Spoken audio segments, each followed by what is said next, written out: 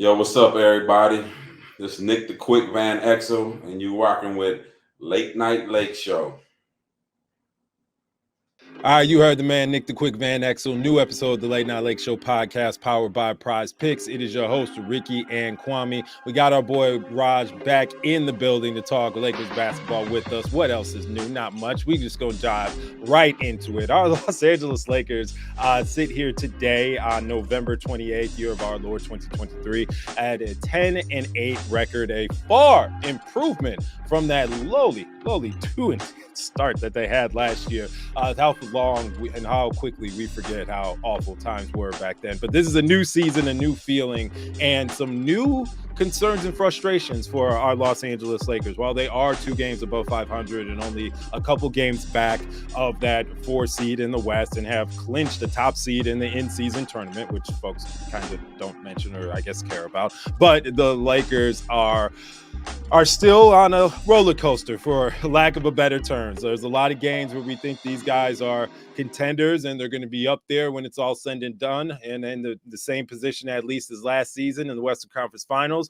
And then there are some games where you look at them and wonder, is this team really going to look the same in about 2 months from now? We're going to get into all of that, addressing Lakers fans' top concerns. As always, guys, make sure you hit that subscribe button. Make sure you follow Late Night Lake Show wherever you get your hashtag good content. Raj, baby, how you feeling, man? How we doing these days? And so, can I just say real quick, man? I just want to mention, this is my annual complaint. It's 17 degrees today in Chicago. How are you doing today, man? Much better than that. So I'm actually honestly, I'm trying to plan a Chicago trip. Like, that's one of my bucket list places to go. So I do want to get to Chicago. That really hurt me though. I'm not trying to go out there when it's 17 degrees. Like, I'm not a cold person at all. I grew up in California. So Ricky, you made a trip out to California recently, I believe. So like, you know what I'm saying? So I'm not a cold person at all. 60 degrees for me is like turn the heater on. You know what I mean? Like, so for me, like once it goes like to 65, even like it's turn the heater on, get that back to 78. I need the house warmed up. So 17 degrees. 78. The heater goes on, man, when it drips to 60. Oh man, is that beach weather for you guys? That's like, is that like beach, like sandal weather, I guess, for you guys? Yeah, 60s like t-shirt short weather. That's living. Especially coming out of the winter. Folks might be naked out there, bro, to be honest with you.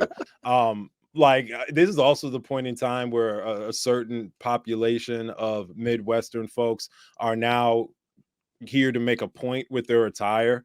17 degrees, you will find folks walking around in shorts still. Shorts, boots. Insane. It is a rite of passage. You go to any Walmart, you go to any public place, you will see a guy probably in some type of hunter coat, but in shorts, doing their Walmart run. So, shout out to the folks that are built differently. Speaking of folks that are built differently, Lakers fans are definitely built differently, man. It's a game by game saga with our fan base, is it not? We have a very proud, very passionate group of Lakers fans, and then they definitely want to let their voice be heard, whether it's in the Late Night Lake Show spaces, them interacting with us on our Twitter account, or even in the YouTube comments down below. But to say that they have concerns about this team is it's a little bit of an understatement. Well, Lakers are above 500. Yes, they are. But there's a handful of things that we see that's kind of recurring, and we keep seeing popping up on the timeline. So let's get into it. Let's talk about some of Lakers fans' top concerns with this roster. We're 2 games away from being a quarter into the season. That's crazy. Yeah, that's fast. Yeah. 20 games it's just like that, right? Moving. But hey, fellas, all we have to do is wait until the roster is healthy. Just wait until we got all of our guys back. We'll then be able to get a good grasp on what this team is and what this team isn't, according to some folks and according to folks who are not ready to raise a lot of concerns about this roster. So, number 1 on our docket, fellas, is the Lakers injury concerns. You have fans that are on one side saying, hey, we have not seen Vando, right? Gabe Vincent was a little splash in the bucket, and what we saw wasn't great. So, that has also been an absentee ballot this season, right? Anthony Davis has had his little bumps. LeBron James has missed a game here. Rui Hachimura, 2 separate injuries, is now missing time once again. And we did get good news that our boy Cam Reddish is coming back, but he also was out for a couple of games. So with the Lakers' ongoing struggles and the desire to see this team complete, Raj, let's kind of open it up here. Do you still feel, as we enter into the first quarter of the NBA season behind us, that this roster is still in the wait and see mode in your eyes, or are you starting to pick up on some trends and some traits that are concerning to you that you think the Lakers need to address before seeing if this roster's all together? Yeah, and first, Ricky, you started off with this team was whatever their record was to start last year. I think we're way past that. Like, that was just an awful beginning, right? The 2-10 start. I see that kind of played up everywhere in terms of, oh yeah, we're ahead of schedule from that. That was just a terrible kind of team and terrible roster. I think it would be, obviously you want your guys healthy. I just think it's a very flawed approach to be like, let me wait till the team is fully healthy, because that's never really how an NBA season is anymore, right? In terms of how teams approach the regular season and in terms of how injuries are nurtured now, right? In terms of these aren't like day-to-day injuries other than Cam Reddish, who will probably be back. But even then, that's a groin issue, right? That I'm sure they don't want to sustain. Jared Vanderbilt has been out weeks. And when you're into the weeks territory, that's where like multiple games, 3, 4, 5, 6, and he obviously has not played. Gabe Vincent, I just haven't. Every time they pan to Gabe Vincent on the team, I'm like, oh shoot, Gabe Vincent's on this team? Like every single time, because I forget that Gabe Vincent is part of this team. There's definitely trends that are very concerning to me. I think this team needs to start at least building some sort of identity, and I totally understand that. I think the wings were a big part of it. Rui has missed time in very strange circumstances, the concussion, and then obviously breaking his nose in a play that I didn't see. I rewatched the game and I didn't see him break his nose either. So I have no idea where that occurred. But I think my main concern, guys, and obviously I'm not into the panic mode, and people are like, we're 10-8. I think we're strangely better and worse than our record indicates. Like, we've been blown out by really good teams. Our starts are terrible. We've been down double digits in the first quarter, 14 out of 18 games. Double digits. And I'm talking about just that automatically you're coming from behind, right? And the type of energy that induces to come back. And to me, it's like the main thing is our offense. The process of this 5-out stuff was a big bet on Torian, D'Lo, Gabe, and Austin being, what does LeBron call it? Snipers? Being snipers from 3. Lasers. Sorry. Lasers. Yeah, they haven't been either of those, so don't really deserve either. But like, they haven't been either of those. We know Torian struggles. Austin came out, had no legs, maybe from FIBA or whatever it is. D'Lo was shooting like 26% from 3. Gabe currently, you can go look this up, is 1 for 15 from 3 on the season. So you put like all of those things together, this team has just not shot well. And then you add into that Anthony Davis is refusing to shoot pretty much outside the paint. Took 3 mid-range jumpers last night. That was it. Had 8 points in the first quarter, finished with 17. And his aggression to me has lowered. Like, all of that to me combined, and you have a team that can't score when LeBron is off the floor. LeBron and AD are a +6 net rating so far. That's another thing with the health. People say, oh, we're not healthy. LeBron and AD have played 16 games already out of 18. You know how many they played last year? 36 together. So you're already ahead of schedule from there. There's an AD or LeBron, not injury, but there's a time of games missed window coming. To me, the first thing to start with is the offense. So that needs to get fixed. Christian Wood is standing in the corner every play, getting catch and shoot volume threes, that's not who he is. Austin Reeves is being asked to be James Harden at the top of the key. Yep. Anthony Davis is not aggressive offensively. Those 3 things are my biggest concerns, though. The defense stuff will come, in my opinion, but the offense is my biggest issue so far with the team.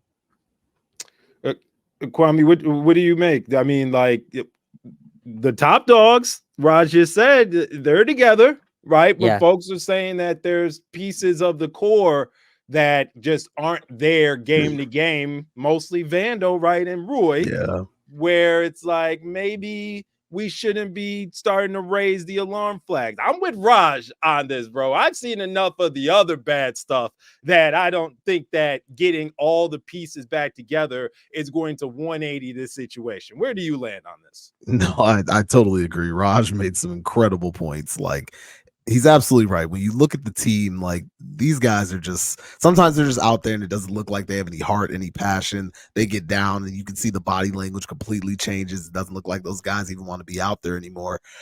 You've had terrible guard play all season long. The guards have not performed to what we need them to be on both ends of the floor. And to be honest, realistically, for the majority of the season, the one missing piece is Jared Vanderbilt. And I do not believe that he's the cure-all, limitless pill that will completely change the identity in the ways of this team. I just think the players have underperformed. And, there's some other issues. You could say some coaching schemes have been poor, rotations have been poor, but in the same breath, the players who are out there have not done what they've needed to do either. They've just simply not done it. Our stars have been out there. There have been times where they haven't been great either. It's a lot of issues with this team. And again, sure, we're above 500. We're ahead of schedule. We're in a okay place, but you can see the glaring issues of this team, and it's not just injuries that is the problem. Again, we've had pieces in and out of the lineup. Again, Jared Vanderbilt's the only person who's really been a no-show through this season. But come on, man, I'm not buying the fact that he's the one issue with this entire team. It's just not. There's a lot of other things, and we'll kind of get into it a little bit later. But honestly, Raj made some very good points. But I agree, shot making has been terrible. Some schemes have been poor. Late game execution, carelessness with the ball. It's so many things that you could just all put together, and we get the team that we're looking at today. Again, we've been blown out by some really good teams. We've won some games we should have won, and we've lost some. It's a combination of things, man. It's not just injuries. So I don't really like injuries. I think that's a lazy play, and saying that we can't judge this team till everybody's 100%. It'll probably never be that way. So I think that's kind of a lazy concern. I think there's a lot more glaring issues that we should look at in this situation. There's a list. And yes, on that list is injuries. I'm sure it's on that list somewhere, right? But at the end of the day, honchos are suiting up together. These games shouldn't be so heaven and hell game to game, man. Especially when your top dogs are taking the floor together, right? Like, yes, we understand Anthony Davis is not 100%. Guess what, guys? Guess what? Listen up, huddle up. That's every damn season, okay? Complaining about it ain't gonna get us nowhere, right? No. This is our franchise big man. This is who he is, right? You are expecting dominance, and we understand the frustration with that. 17 points, while Joel Embiid, the reigning MVP, drops a triple-double on your head. The gap, and we're going to talk about that probably next, the gap between AD and where people have put him, where he should be, it's starting to get a little murky, right? What we're trying to just get across is when the Lakers are fully healthy, they're still probably a 30-something, low 30% three-point shooting team. They're 33% right now. We got Rui Hachimura is our best three-point shooter. Our best three-point shooter right now. Do you really expect for him to be shooting in the 40s? No. Well, Rui is having a hell of a season, but he broke his damn nose, so we ain't going to have him for a while. So injuries are injuries. Everybody deals with them. And guess what, guys? I would be hard-pressed to find a season besides the year that the Lakers won the championship that they had their core together for a majority part of the year. Our two top guys are 39 and banged up often. One's 39, one's banged up often. I mean, the 39-year-old's starting to get a little banged up a decent amount too. But you get the point. Healthy is relative. Go out there and compete, goddammit. Show some heart. Yeah. Yeah. I mean, just to that point, people forget the title year, Kuzma didn't play until even Christmas Day. So you had guys out even during that season. Kuzma's first game, I believe, was on Christmas against against the Clippers. So like you have injuries every year. Jared Vanderbilt, look, I'm one of the biggest Vando guys. I love what he brings. I do think we miss his motor, his athleticism, his just enthusiasm, if that makes sense. Like we have a team full of guys where it's just too cool for school. Austin, D'Lo are these skill guards, right, that are very just relaxed. Anthony Davis plays this style as well, right? Last night, by the way, this gets my blood boiling a little bit because you brought this up. Anthony Davis versus Joel Embiid should be a national like spotlight game. That should be the two best, or maybe top three, whatever, two of the three best big men in the league battling. That game did not make national TV last night against Philly and the Lakers. That was not a national TV game. That was just a straight Lakers Philly broadcast game. Joel Embiid picks up 2 early fouls. He has 2 fouls right away. Imagine if Anthony Davis picked up 2 early fouls. What is Joel Embiid doing? Trying to kill him every time. He's going right through him every single. I don't care what play you're running. We're not running no side empty ball screen for Austin Reeves. Like, get me the damn ball. I'm going at him every single time. The only guy who did it was D'Lo. In transition, went at Joel Embiid one time. D'Lo got blocked, which he does in transit. D'Lo's a really bad transition basketball player. That's conversation for another day. But like he at least tried, right? He tried to go into contact. He tried to sell it. D'Lo does this thing where he puts his arm out, trying to get guys to reach, whatever. At least he attempted. Anthony Davis did not do that one time. Every single time he got the ball, dribble handoff to D'Lo, dribble handoff to LeBron. Philly goes on a 20-2 run. Darvin Ham takes no timeouts because of course, and the game is done.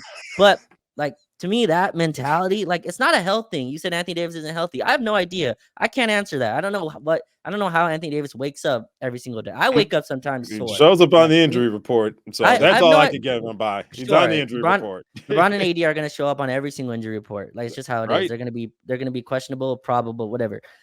This is not an injury thing. This is a mentality thing. Anthony Davis has completely removed himself as a outside scorer. He's completely removed his handle from his game. He's become a alley-oop or post-up only big. And I think that's really taken him out. And that like kills his confidence in terms of he doesn't touch the ball for a quarter and a half. And that's really because he can't shoot. If you can't shoot, you can't get the ball. You just can't. Unless you're Giannis and you go, and even Giannis, you'll go watch a Bucks game. Giannis will take like 4 or 5 dribble up mid-range pull-up jumpers. And every Bucks fan is like, what the hell is he doing? What he's doing is what he's doing is he's staying in rhythm. He's staying involved. He's having the ball in his hands. He's feeling it. Basketball is a rhythm game. Anthony Davis can't go 12 minutes, not touch the ball, and then run a post-up for him. He's not going to score. This happened in the playoffs multiple times. Game 2 against Denver, I believe, did not score in the fourth quarter. Game 4 against Denver, we're down 3-0. I believe Anthony Davis takes like 2 shots. This is like a recurring theme, a process to me. And this team is built around LeBron and AD being monsters. If they're not monsters, all the shooting stuff doesn't matter. Both of them have to be offensive threats. And that's a big ask. AD has a big defensive ask. But the Joel Embiid versus AD stuff to me is just a representation of like where AD is offensively and the confidence he has. He was joking with Embiid at the end of the game about Embiid was pushing his arm into him to make him draw a foul. That's what you do. This is the league you're in. Paul Reed called AD a flopper, and he's not that. But I would like AD to embellish a little bit of contact sometimes, right? Just like you have to get calls. That's what you have to do. Initiate more. Right. Initiate and embellish it, right? You got to make the refs see the play. And if they don't see it, like there was a play where Embiid went into him right through his chest. AD, went back, and then as Embiid went the other way, he held his face. You're not going to get that call. You got to fall down. You have to scream. Yep. Doesn't do any of that. And I'm not saying to become Chris Paul. I'm just saying, like, show a little bit of, like, gamesmanship. Like, yeah. Like, you gotta be a little bit more engaged. And I thought last night we quit very early. And a lot of that is the AD units just can't score. And he's a big part of that. Sorry, that's a big rant, but. No, you talked your shit. You got in your bag right there. Kwame, did you hear? To stay in rhythm, you got to get the shots up. So, when I get tunnel vision, when I get my Julius Randle on in the post during morning pickup runs, that I got to get after it, man. Or because it's that or the threes flying from Madagascar, and we definitely don't need to see those anymore. So. But like, just say that. You just start jacking up shots, and you'll say nothing. Like, you could have told us this weeks ago, we would have been straight. But I digress.